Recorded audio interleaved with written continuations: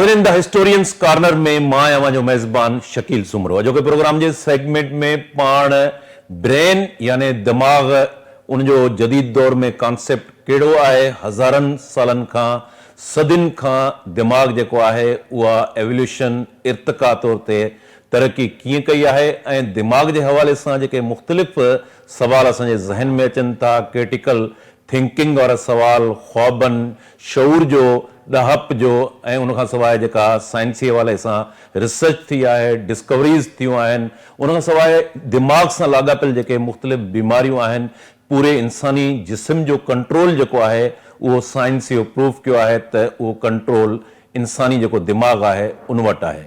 अॼोके प्रोग्राम में पाण दिमाग़ सां वाॻियल मुख़्तलिफ़ जेके कॉन्सेप्ट आहिनि, मुख़्तलिफ़ जेके शयूं आहिनि उहे डिस्कस कंदासीं। प्रोग्राम में असांखे जॉइन कयो आहे सेनेटर डॉक्टर करीम ख्वाजा साहब। डॉक्टर साहब, हिन खां पहिरें बि मुख़्तलिफ़ जेके साइंसी प्रोग्राम थिया आहिनि ऐं ख़ासि तौर ते तारीख़ जे हवाले सां क्लासिक बुक्स जेके आहिनि उनजो रिव्यू ऐं एनालिसिस पेश कंदा रहिया आहिनि। अॼोके प्रोग्राम में डॉक्टर साहब खे भलीकार चऊं था। डॉक्टर साहब, अॼोके प्रोग्राम जो जेको पाण वटि उनवान आहे उहो आहे ब्रेन यानी दिमाग़। दिमाग़ जो जेको आहे उहो जदीद दौर में कॉन्सेप्ट छा आहे, इहो सोचण जो, सम्झण जी जेका सलाहियत आहे या इंसान जे अंदरि जेके हवास आहिनि, इहो सिलसिलो कॾहिं शुरू थियो, केतिरो पुराणो आहे, क़बले मसीह में चयो पियो वञे थो त इन में मुख़्तलिफ़ दिमाग़ जे हवाले सां जेको आहे उहो तहक़ीक़ थींदी रही आहे। अवां दिमाग़ खे, ब्रेन खे किथां शुरू कंदव? महिरबानी शकील साईं। अॼु जे प्रोग्राम जे लाइ मूं हिन किताब जो सहारो वरितो आहे। बेसिकली आउं पाण साइकेट्रिस्ट आहियां। जॾहिं मूं स्पेशलाइज़ेशन पे कई MBBS करण खां पोइ त उन वक़्त में चवंदा हुआ न्यूरो साइकेट्रिस्ट। पोइ वरी अॻिते हली करे न्यूरोलॉजी अलॻि थी, साइकेट्री अलॻि थी। सो हाणे इहो असांजो गुज़िरियल 30-35 सालनि खां वधीक अरसे खां असां इन फील्ड सां वाबस्ता आहियूं। यकीनन ब्रेन ऐं मूं किताब इन करे आवाम खे ॾेखारी त हीउ प्रोग्राम बेसिकली असां आम माण्हू जे लाइ पिया कयूं। जेके डॉक्टर्स आहिनि या जेके स्पेशलिस्ट आहिनि या जेके मेडिकल स्टूडेंट्स आहिनि या फिज़ियोलॉजी जा स्टूडेंट आहिनि या साइंस जा स्टूडेंट्स आहिनि, उन्हनि खे त इलाही चीज़ूं ख़बर आहिनि ऐं अॼुकल्ह इंटरनेट ते ऐं ॿियूं चीज़ूं अची वियूं आहिनि, TV प्रोग्राम्स आहिनि, प्रिंट ऐं इलेक्ट्रॉनिक्स मीडिया ते।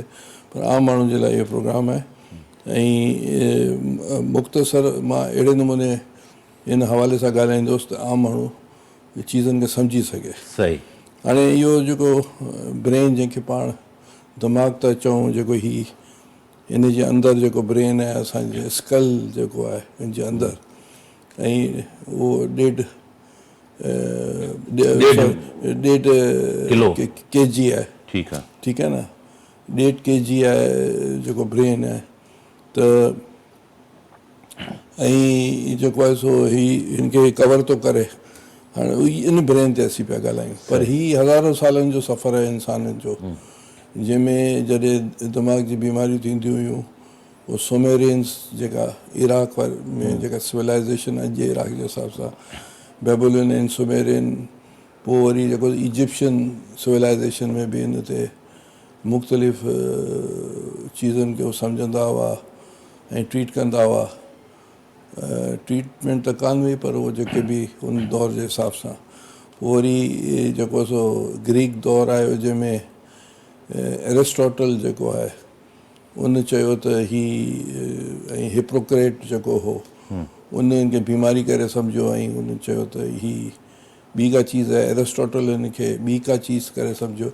इहो सफ़र हज़ारनि सालनि जो आहे ऐं हज़ारनि सालनि खां पोइ जॾहिं रेनेसेंस आई, साइंस तरक़ी कई ऐं जॾहिं इंसाननि जेको आहे सो डायसेक्शन शुरू कई बॉडी खे, तॾहिं ख़बर पई त बॉडी जा पार्ट्स आहिनि ऐं इन में छा छा चीज़ूं आहिनि। ऐं इहो सफ़र आहिस्ते आहिस्ते हलंदो आयो। पोइ जॾहिं चीज़नि खे माण्हुनि, इवन फ्राइड वारा जेको आहे सो उनजी पंहिंजी हिकिड़ी सोच हुई, अनकॉन्शियस ऐं कॉन्शियस ऐं ॿियूं चीज़ूं, ईगो, सुपर ईगो। ऐं उन खां पोइ जॾहिं जदीद सर्जरीज़ ठहियूं ऐं उन खां पोइ CT स्कैन, MRI ऐं ॿियूं चीज़ूं दरियाफ़्त थियूं, त चीज़ूं आहिस्ते आहिस्ते गुज़िरियल 200 साल 300 सालनि खां माण्हू सिखंदो आयो ऐं हाणे त इलाही कुझु चीज़ूं ख़बर पइजी वियूं आहिनि पर अञा बि सही मुकमल तौर ते ख़बर कोन ठही आहे, ठीकु आहे न। त हाणे ब्रेन जो जेको सो मूं ॿुधायो त कीअं सफ़रु शुरू थियो। हाणे ब्रेन जी साइज़ मूं ॿुधाई तव्हांखे, केतिरो को वॾो कोन्हे, ऐं जेको आहे सो ही एवोल्यूशन ब्रेन में थियो। तव्हांजी तस्वीर हलनि पियूं त कीअं जेको आहे सो फिश जो ब्रेन हो, कीअं रेप्टाइल जो हो, कीअं मैमल्स जो हो, कीअं जेके सो एम्फिट में जेके बि जेके डॉक्टर साहब, ही जेका इर्तिका थी आहे जंहिंजो तव्हां एवोल्यूशन जो ज़िक्र कयो था, पोइ इंसानी ब्रेन ताईं कीअं पहुतो, थोरो असांखे इहो बि इहो इर्तिका आहिस्ते आहिस्ते थींदो जेको आहे सो फिश खां शुरू थियो, ऐं पोइ आहिस्ते आहिस्ते थींदो जेको आहे सो ही पुॻो आहे इंसान ताईं पुॻो आहे। हिते तस्वीर बि तव्हांखे ॾेखारे था छॾियूं। हीअ फिश आहे, पोइ फ्रॉग आहे, जेको फिश आहे, पोइ वरी फ्रॉग आहे, पोइ वरी रेप्टाइल आहे, पोइ बर्ड आहे, पोइ मैमल आहे, पोइ मैन आहे। हीअं आहिस्ते आहिस्ते हीअ ब्रेन जेका आहे सो हेठि तव्हां ॾिसो पिया, सॼो माना मच्छी खां मच्छी सफ़र शुरू थियो आहे। खां आहिस्ते आहिस्ते हज़ारों लखों सालनि जे जेको आहे सो सफ़र खां इंसान जेको आहे सो तरक़ी कंदो कंदो जेको आहे सो आहे। बेसिकली पहिरीं एतिरो ऑर्गेनाइज़ कोन हो, आहिस्ते आहिस्ते ऑर्गेनाइज़ थींदो वियो।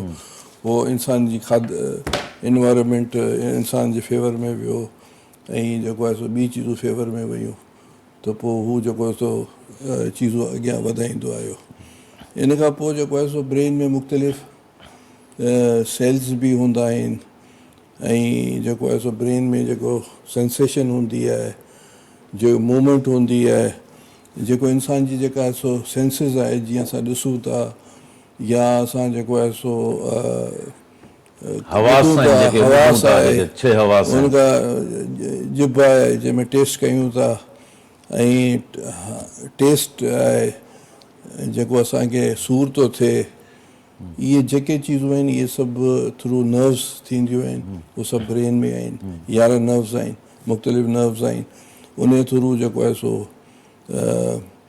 हाणे जेके इम्पॉर्टेंट जेके थैलेमस, हाइपोथैलेमस, पिट्यूटरी ग्लैंड्स या एंडोक्राइन सिस्टम आहे, जेको असांजी सॼी बॉडी खे मुख़्तलिफ़ चीज़ुनि सां जेके हार्मोन्स ॾींदी आहे, रिप्रोडक्टिव हार्मोन्स आहिनि, जेके ग्लूकोस पैदा कंदी आहे, असांजी डेवलपमेंट कंदी आहे, असांखे बैलेंस कंदी आहे। इहे सभु जेके सो ब्रेन जेको आहे सो थ्रू इंसानी जिस्म में माना खोड़ सारा ऑर्गन्स आहिनि, उहे कहिड़ियूं बीमारियूं आहिनि जेके डायरेक्ट ब्रेन सां वास्तो रखनि थियूं? हाणे उन ते पाण आख़िर में अचूं, पहिरीं पाण हीअ ॻाल्हाए छॾियो। अच्छा, उन खां पोइ इहे पाण मूवमेंट ऐं कंट्रोल, जेके असांजी मूवमेंट आहे, जेको आहे सो जेके असां मूवमेंट कयूं था ऐं जेको आहे सो हलूं था फिरूं था, इहे बि जेको आहे सो ब्रेन जे थ्रू थींदी आहे, उनजे नर्व्स जे थ्रू थींदी आहे, ऐं स्पाइनल कॉर्ड जे थ्रू चीज़ूं वेंदियूं आहिनि, ऐं ॿिए लफ़्ज़नि में ब्रेन ई हर चीज़ कंट्रोल थो करे। उन खां पोइ असां ॾिसूं त इमोशनल ऐं फीलिंग्स, जेको असीं कावड़ था कयूं, असीं जेको मोहबत था कयूं, असां जेको सोचूं था, असां जेको नाराज़ था थियूं, असां जेको विढ़ूं था, इहो बि ब्रेन में मुख़्तलिफ़ सेंटर्स आहिनि जंहिंजे थ्रू इहे चीज़ूं कंट्रोल थियनि थियूं, जंहिंमें जेको आहे सो कावड़ बि आहे, ख़ौफ़ बि आहे, ऐं जेको आहे सो ॿी चीज़ूं बि आहिनि। त इहो बि ब्रेन जा मुख़्तलिफ़ सेंटर्स आहिनि, उहे जेके सो कंट्रोल कनि था। ऐं उन खां पोइ तव्हां ॾिसो त असां को माण्हू सोशलाइज़ थो थिए, को माण्हू सोशलाइज़ नथो थिए, को सुपरटिशियस आहे, को वधीक रिलीजियस आहे, को रिलीजियस कोन्हे, को रैशनल आहे। इहे बि ब्रेन जा मुख़्तलिफ़ जेके सो सेंटर्स आहिनि, उन मां ई सभु चीज़ूं कवर थियनि थियूं। ऐं जेतिरा इंसान आहिनि, ब्रेन त तक़रीबन सभिनी जा उहो ई आहिनि, वेट बि उहो ई आहे, पर जेके आदतूं या जेके जंहिंमें दात चइजे या जंहिंमें हर माण्हू में को न को अहिड़ी चीज़ आहे जेको ॿिए में कोन्हे, हिकु ॿई बराबरि कान आहिनि। इवन जेके ट्विन हूंदा आहिनि, झाड़ा हूंदा आहिनि, उन्हनि में बि हिकिड़ी माउ में हूंदा आहिनि ऐं पैदा थींदा आहिनि, पर इलाही चीज़ूं मुख़्तलिफ़ हूंदियूं आहिनि, रिज़ेम्बलेंस कोन कंदियूं आहिनि। इवन तव्हां ॾिसो त थम वारो आहे, या ॿिया जेके इम्प्रेशन, इहो सभु ब्रेन करे थो। इनखे अञा आसान करे सम्झायो त जीअं तव्हां चयो त हिकिड़ी माउ जो औलाद आहे, हिकिड़ो एतिरो ज़हीन न हूंदो आहे, हिकिड़ो माण्हू तमामु ज़हीन हूंदो आहे, उहो तमामु वॾे पाए ते वञी पहुचंदो आहे, उहो ज़हन हुनजो खुले कीअं थो? हारजी जेको आहे उहो शयूं ॾिसण सां, इल्मु हासिल करण सां, कहिड़ियुनि शयुनि सां? मतिलबु आहे त ब्रेन त हिकिड़ा ई हूंदा आहिनि हर माण्हू जा। पोइ इन्वायरमेंट आहिनि, हालात आहिनि, ट्रेनिंग आहिनि, या कंहिंमें के चीज़ूं घटि आहिनि, कंहिंमें के चीज़ूं वधीक आहिनि, त इहे सभु फैक्टर्स आहिनि जेके इंसान खे जेको आहे सो हालतूं फेवर कनि थियूं, कंहिंखे नथियूं कनि। पर तक़रीबन चवण जो असुलु मतिलबु आहे त ब्रेन तक़रीबन हिकिड़े तरह जो आहे। ऐं उनखे वधि में वधि इंसान जेको आहे सो जेको वालदेन आहिनि या टीचर आहिनि या माशरो आहे, उनखे वधि में वधि इस्तेमालु करे थो त उहो वधीक फ़ाइदेमंद रहंदो आहे। अच्छा, उन खां पोइ असां इहो जेको असां लैंग्वेज ऐं कम्युनिकेशन जेको आहे, जेको असीं ॻाल्हायूं था ऐं जेको असां कम्युनिकेशन कयूं था, उहो बि ब्रेन जे थ्रू थिए थो। ठीकु आहे न?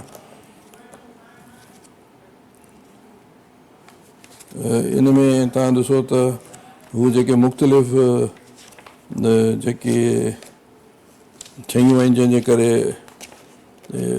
जीअं हाणे ओरिजिन ऑफ लैंग्वेज आहे, हीअ जेको तव्हां ॾिसो कीअं लैंग्वेज ब्रेन जेके कीअं डेवलप था थियनि।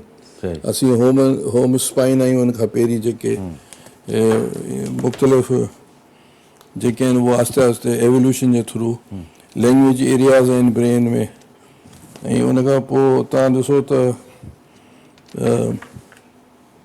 इहे चीज़ूं इंसान खे आहिस्ते आहिस्ते डेवलप कराईंदियूं आहिनि त कहिड़े नमूने लैंग्वेज डेवलप थी, कहिड़े नमूने इंसान जेको लिखणु पढ़णु सिखियो, इहो बि ब्रेन में मुख़्तलिफ़ एरियाज़ आहिनि जंहिंजे थ्रू जेको आहे सो असांखे कम्युनिकेशन जेके असीं कंदा आहियूं, तव्हां सां ॻाल्हाए पियो या फलाणे सां तव्हां ॻाल्हायो, ब्रेन में कंट्रोल आहे, सॼो ब्रेन में कंट्रोल आहे। उन खां पोइ मेमोरी आहे, जेके असीं यादि था कयूं।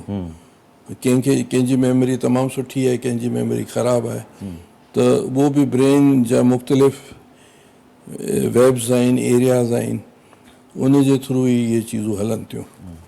अच्छा, उन खां पोइ थिंकिंग आहे, असीं जेको सोचियूं था, उहो बि ब्रेन जा मुख़्तलिफ़ एरियाज़ आहिनि जंहिंमें असीं क्रिटिकल थिंकिंग आहे, ॿी थिंकिंग आहे, ऐं उन जे थ्रू असां जेको आहे सो लैंग्वेज आहे, फीलिंग्स आहिनि, इमोशन्स आहिनि, जेको आहे सो उन जे थ्रू असां चऊं था। हाणे कॉन्शियसनेस जेको आहे, इहो हिकिड़ो वॾो सुवालु आहे।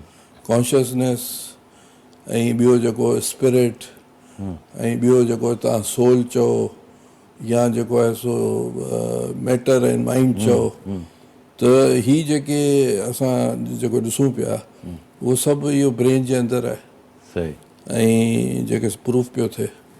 ऐं कॉन्शियसनेस जेको मिसाल जेको तव्हां ई असीं ॻाल्हायूं पिया, ॾिसूं पिया, असांजो परसेप्शन आहे, असांजो जेको आहे सो ॿुधणु आहे, टच करणु आहे, असांजो जेको सो जिन्स, असांजो जेको सो रिप्रोडक्शन, असांजो जेको सो माउ जी जेका मोहबत आहे ॿारनि में, इहो सभु थ्रू ब्रेन ऐं हार्मोन्स जेको ब्रेन कंट्रोल करे थो, उन थ्रू थिए थो। जेको ॿारु थिए थो हुनजो ब्रेन जेको आहे सो डेवलप कोन हूंदो आहे, पोइ वरी जेको आहे सो अडल्ट थींदो आहे, पोइ वरी जवान थींदो आहे, उनखां पोइ वॾी उमिरि जो थींदो आहे, पोइ पोड़ो थींदो आहे, त ब्रेन आहिस्ते आहिस्ते डेवलप थींदो आहे। पोइ हुनजा फंक्शन आहिस्ते आहिस्ते घटि कमु कंदा आहिनि वॾी उमिरि में जॾहिं माण्हू थींदो आहे। त इहे सभु चीज़ूं ब्रेन जूं ई आहिनि। ऐं उन खां पोइ जेको आहे सो जॾहिं इंसानु वॾी उमिरि जो थींदो आहे त पंहिंजो मुख़्तलिफ़ बीमारियूं बि थींदियूं आहिनि ऐं ब्रेन जो फंक्शन स्लो थी वेंदो आहे। उनजो रीज़न छा हूंदो आहे स्लो थियण जो? सेल वग़ैरह जेके आहिनि उहे मतिलबु हाणे जेको 70-80 सालनि जो थी थो वञे त सेल्स थधा मतिलबु घटि कमु कंदा आहिनि, जीअं गाॾी हली हली थकी पवंदी आहे, पोइ चेंज अहिड़े हिसाब सां। अच्छा, पोइ हाणे में डिज़ीज़ आहिनि, डिसऑर्डर्स आहिनि, मिसाल जेके सो ब्रेन में अगरि एक्सीडेंट थी वेंदा आहिनि त मुख़्तलिफ़ बीमारियूं थी वेंदियूं आहिनि, जंहिंमें मिसाल कोमा बि थी सघे थो, जंहिंमें पार्किंसन डिज़ीज़ हलण वारी बि थी सघे थी, याददाश्त ख़तमु थी वेंदी, याददाश्त अल्ज़ाइमर्स डिज़ीज़ थी वेंदी आहे, डिमेंशिया जंहिंखे चवंदा आहियूं, या मोटर न्यूरॉन डिज़ीज़ थी वेंदी आहे जो मूवमेंट डिसऑर्डर थी वेंदा आहिनि या जेको आहे सो पंहिंजो मुख़्तलिफ़ बीमारियूं जंहिंमें इंसानु कमु करणु ॿई पेर ऐं ॿई हथ कमु माना पैरालिसिस थी वेंदो आहे त इहे मुख़्तलिफ़ बीमारियूं आहिनि ऐं हाणे हुन ते वर्कआउट थिए पियो त की इन खे इलाही बीमारियुनि जा जीअं हाणे मिर्गी आहे एपिलिप्सी हुनजो इलाजु अची वियो आहे जंहिंखे मिर्गी आहे त 90% ठीकु थो थी सघे पार्किंसनिज़म जो बि इलाजु अची वियो आहे हुनखे प्रोसेस खे घटि करे सघंदा आहिनि डिमेंशिया जो अञा इलाजु आयो कोन्हे पर हुनखे रोकींदा आहिनि की उहे जेके नर्व्स जेके आहिनि भुलण वारा उनखे स्लो कजे त हाणे चीज़ूं आहिस्ते स्ट्रेस जॾहिं थिए थो स्ट्रेस खे ख़तमु करण जे लाइ उनजो बि इलाज हाणे आहे न? उहो जेको स्ट्रेस माण्हू आहे tablets डिप्रेशन आहे या एंग्ज़ाइटी आहे या इहे इन लाइ त दवायूं अची वञे 100% माण्हू ठीकु थो थी वञे साॻे वक़्त में हीअ जेके बीमारियूं आहिनि शिज़ोफ्रेनिया आहे या जेको बाइपोलर डिसऑर्डर आहे या पर्सनैलिटी डिसऑर्डर्स आहिनि त उहो आहिस्ते आहिस्ते ब्रेन जी मुख़्तलिफ़ एरियाज़ आहिनि जंहिंजे करे इहा चीज़ थी सघे थी इहा चीज़ नथी थी सघे त हाणे उहो साइंस ऐं इंसानु एॾी तरक़ी करे वियो आहे जो करे पियो अञा ताईं जेके असांखे मालूमात ठही वियूं आहिनि अॼु खां 100 साल 50 साल खां पोइ छा थींदो हाणे त उहो जेको आर्टिफिशियल इंटेलिजेंस अची वई आहे ऐं हाणे उन बुनियाद ते जेको आहे सो ब्रेन खे आर्टिफिशियल इंटेलिजेंस या रोबोट्स में विझनि पिया उहो बि इंसान खे कॉपी पिया कनि सही त हाणे इहे सभु चीज़ूं अचनि पियूं ऐं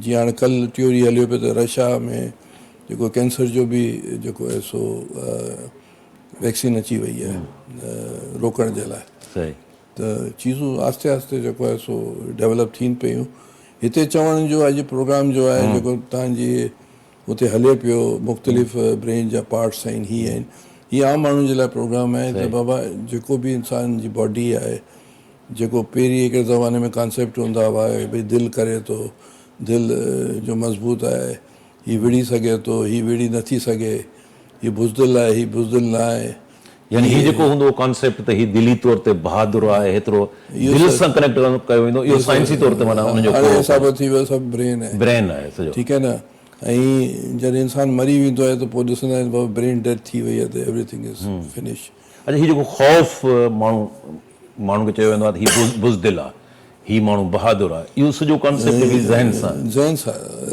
ज़हन जा मुख़्तलिफ़ हिसा आहिनि जंहिंमें जेको आहे सो मुख़्तलिफ़ माना जेके चीज़ूं रिलीज़ थींदियूं आहिनि एंडोक्रिनिक सेरोटिन थींदी आहे एपिड्रीन नॉन एपिड्रीन ऐं ॿियूं चीज़ूं हुन में उहे कहिड़ियूं सरगर्मियूं आहिनि एक्टिविटीज़ आहिनि जंहिंसां ब्रेन जेको आहे उहो ब्रेन जी हेल्थ जे लाइ उहे तव्हां पाण एक्टिव रखो एक्सरसाइज़ कयो ऐं जेको आहे सो बिज़ी रखो कंहिं न कंहिं चीज़ में एक्टिव रहो जेकॾहिं तव्हां घर में वेही रहंदो कमु बि कुझु कोन कंदो फिज़िकल एक्टिविटी न कंदो टीवी न ॾिसंदो गाना न ॿुधंदो वॉक न कंदो त पोइ त तव्हांजो जेको आहे सो ब्रेन एक्टिविटीज़ बि घटिजी वेंदियूं पर जेकॾहिं तव्हां पढ़ंदो लिखंदो या किताबूं पढ़ंदो टीवी ॾिसंदो फिल्मूं ॾिसंदो त पोइ उहो ब्रेन जेको एक्टिव रहंदो त इंसान जे लाइ ज़िंदा रहंदो डॉक्टर साहब हीउ ख़्वाब माण्हू ॾिसे थो जी ख़्वाब जी हक़ीक़त छा आहे साईं ख़्वाब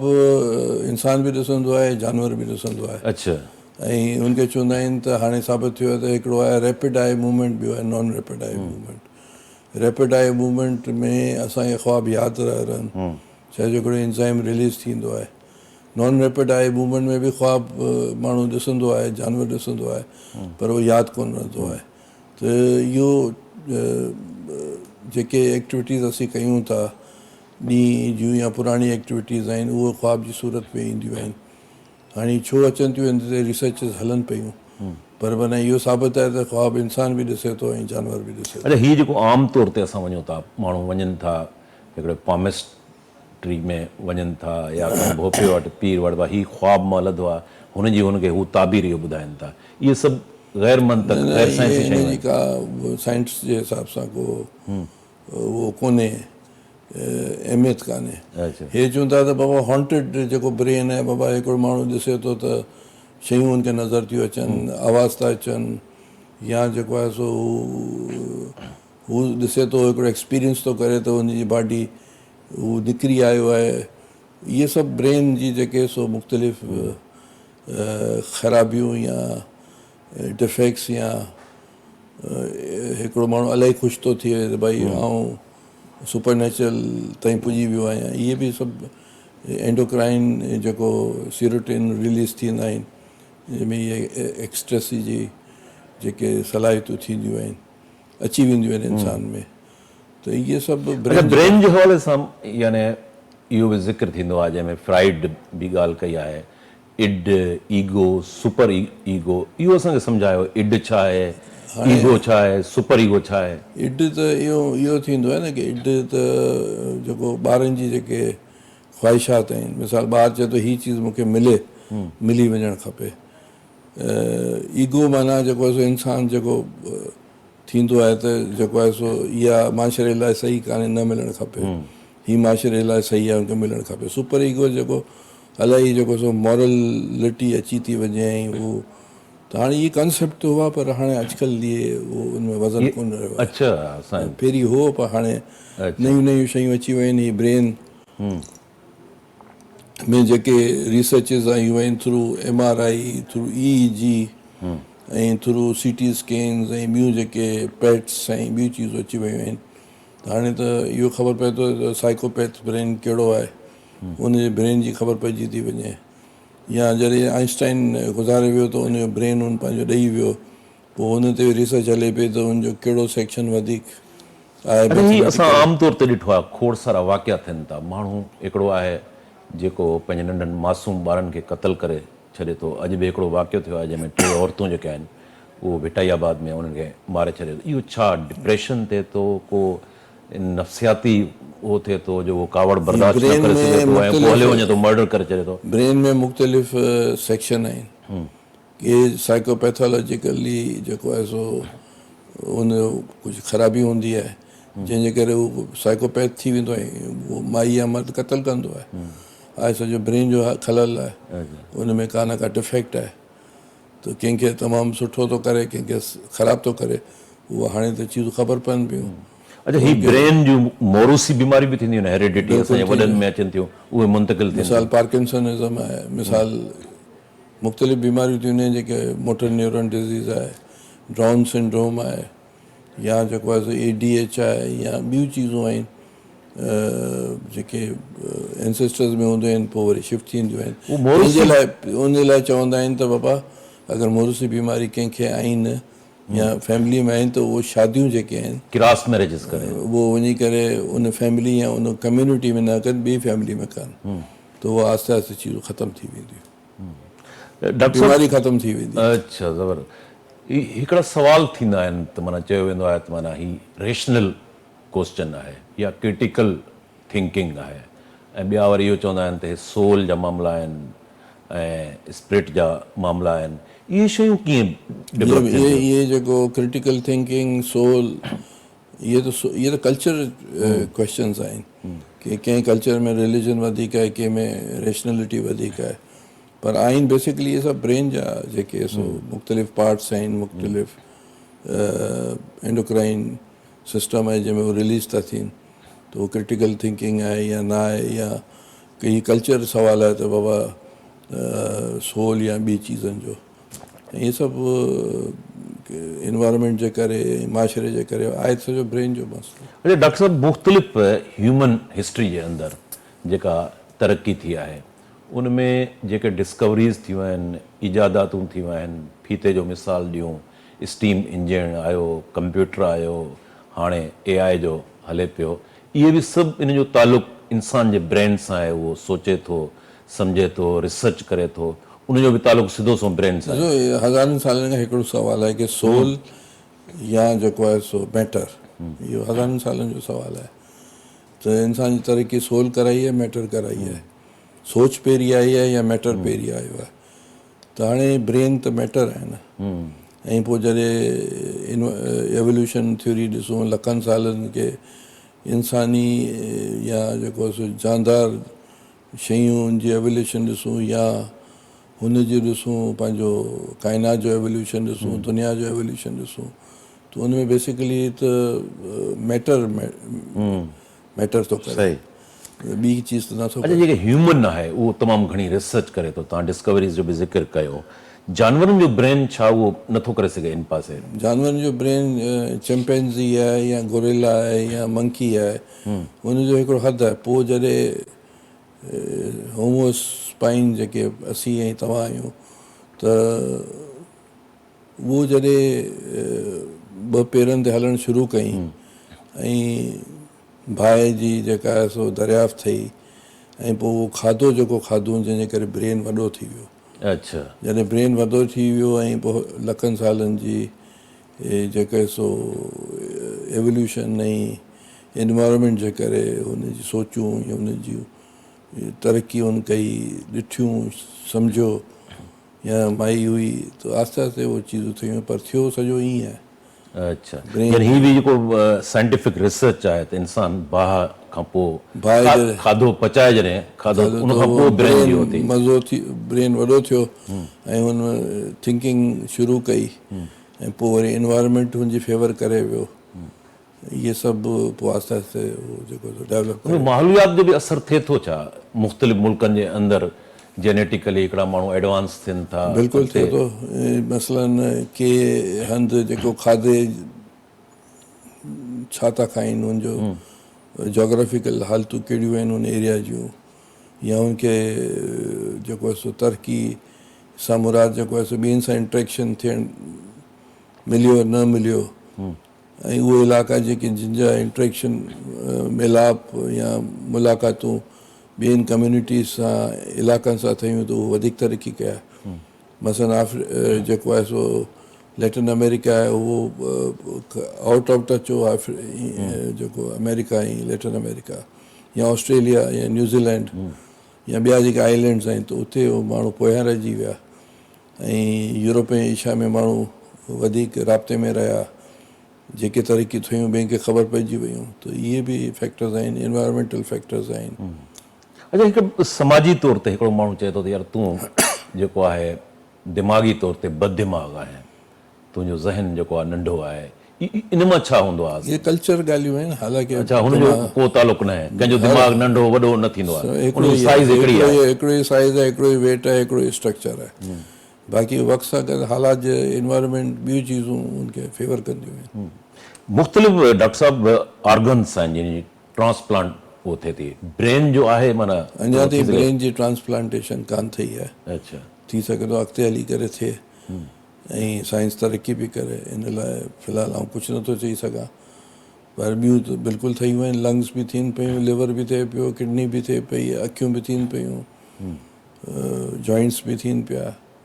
वक़्त सां गॾु थी सघे थो हीअ बि थी वञे। ह्यूमन जेका बॉडी आहे उनजे अंदरि सभिनी ऑर्गन्स खे, सॼे सरिश्ते खे कंट्रोल जेको आहे इहो प्रूव थी चुको आहे त ब्रेन करे थो न। अच्छा, ब्रेन डेथ माना जेको आहे सो इंसान जी जेका आहे सो मौत थी वई, त ब्रेन ई हर चीज़ कवर थो करे। ब्रेन सभ सां वधीक ग्लूकोस ऐं ब्लड जी हुनखे ज़रूरत हूंदी आहे, ऐं अगरि उहो ब्लड ऐं ग्लूकोस हुनखे न मिले खाद खुराक हिकिड़े तरह सां, त उहो ब्रेन जेको कमु करणु छॾे थो ॾिए।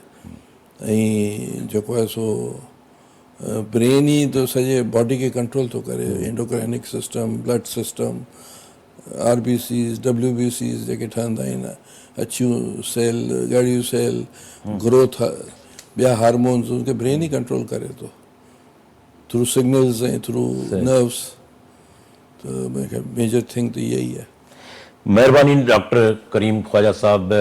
नाज़रीन, असां ख़ासि तौर ते जेको ब्रेन दिमाग़ आहे उनखे डॉक्टर साहब जेको आहे सवली सिंधी में असांखे सम्झायो त इंसानी ह्यूमन जेका बॉडी आहे उनजो कंट्रोल जेको आहे उहो ब्रेन वटि आहे, ऐं हिन वक़्त ताईं जेतिरियूं बि डिस्कवरीज़ थियूं आहिनि, सोचण जी सलाहियत आहे, जेके बि हवास आहिनि, उन समूरनि हवासनि खे बि इंसानी जेको दिमाग़ आहे उहो कंट्रोल करे थो। असांजी कोशिशि हूंदी त इन क़िस्म जा जेके मालूमाती प्रोग्राम आहिनि साइंस जे हवाले सां उहे पंहिंजे नाज़रीन ताईं असां ॼाण पहुचायूं, जीअं उहे उन मां फ़ाइदो हासिलु करे सघनि। हिते प्रोग्राम जो वक़्तु पुॼाणी खे पहुतो। ईंदड़ प्रोग्राम ताईं पंहिंजे मेज़बान शकील सुमरो खे इजाज़त ॾींदा। अल्लाह भाई।